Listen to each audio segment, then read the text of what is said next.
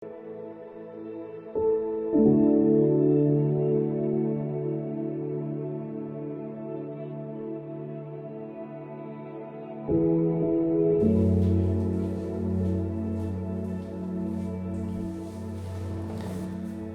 do Senhor, Vila Conde.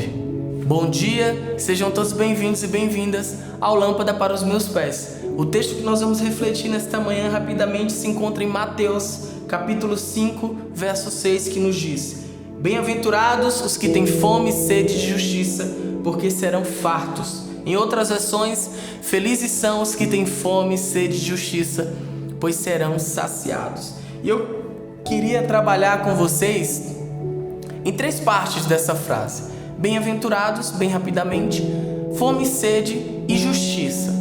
Quando a gente pensa bem-aventurados, e a gente pensa também em outras versões que fala felizes são, a gente precisa entender que felicidade é algo subjetivo.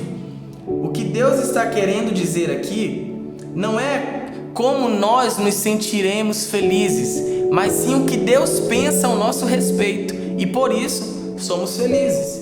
Quando a gente pensa na questão da fome e da sede, eu entendo como uma necessidade básica da nossa vida. Se por algum momento nós deixarmos de beber por alguns dias, Se por algum momento nós deixarmos de comer por alguns dias, semanas, nós vamos começar a nos sentirmos mal. Nós não vamos funcionar direito. E num futuro não tão distante, nós morreremos. Porque é uma necessidade básica para vivermos. Então, quando eu enxergo essa questão dentro do texto, quando eu reflito nisso dentro do texto, eu entendo que o que Jesus está querendo dizer é que felizes são aqueles que necessitam, felizes são aqueles que dependem, felizes são aqueles que anseiam, que precisam da justiça, porque eles serão fartos. Mas que justiça é essa?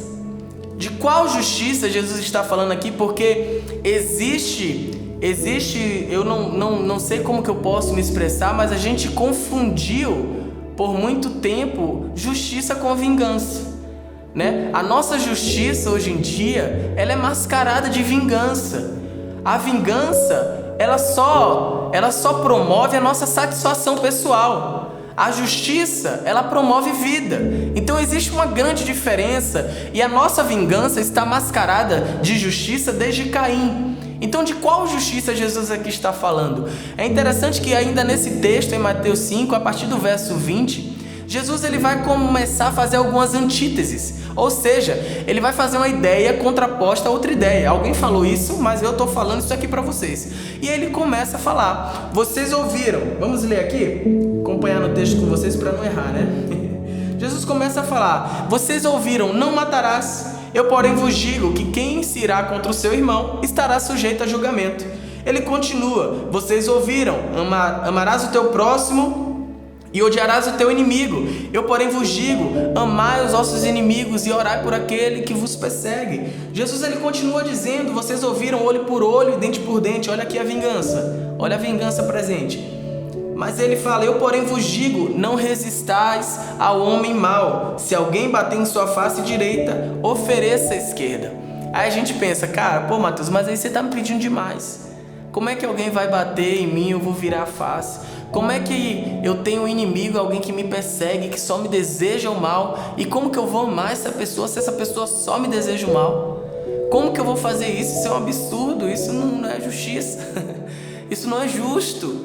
A gente pode pensar dessa forma, mas o que eu entendo quando Jesus ele começa a fazer essas antíteses, e principalmente mais nessa área aqui, quando ele fala do olho por olho, dente por dente, quando ele fala para a gente não resistir ao homem mau, se alguém bater na sua face, dê a outra, ame o seu inimigo, mesmo que ele lhe persiga, mesmo aquele que lhe persegue, ore por ele. Quando Jesus está falando dessas coisas, é muito simples, gente, é muito simples. Jesus está falando algo muito simples, que é: não se torne como ele. É algo tão simples. A questão não é que alguém vai me bater e eu vou virar outra face. A questão é que eu não preciso me tornar um agressor como aquela pessoa. Eu não preciso me tornar alguém que odeia, porque a pessoa me odeia. Eu não preciso me tornar alguém que persegue, porque o outro me persegue. Jesus está falando simplesmente isso: não se torne como ele. Não se torne como ele. Essa é a justiça de Deus. Essa é a justiça. E aqui fica uma dica. Eu aprendi a valorizar o outro. Eu aprendi a me reconhecer no outro quando eu entendi que a capacidade que o outro tem de fazer mal, eu também tenho. Eu aprendi a me reconhecer no outro quando eu entendi que o mal é o mal. Talvez a capacidade que ele teve de matar alguém eu talvez não tenha. Eu não posso garantir isso. Mas eu, particularmente, acho que eu não teria. Mas às vezes eu tenho capacidade de fazer outras coisas ruins. E o mal sempre é o mal. Então, a partir do momento que eu entendi isso, eu comecei a me enxergar no outro. Eu comecei a me reconhecer no outro. Eu comecei a entender qual é a justiça que Jesus está falando. Bem-aventurados aqueles que têm fome e sede de justiça. Quando o amor de Deus ele nos alcança, nós temos a capacidade de nos reconhecermos no outro. E nós temos a capacidade de viver uma justiça de Deus que produz, promove e em todo tempo gera vida.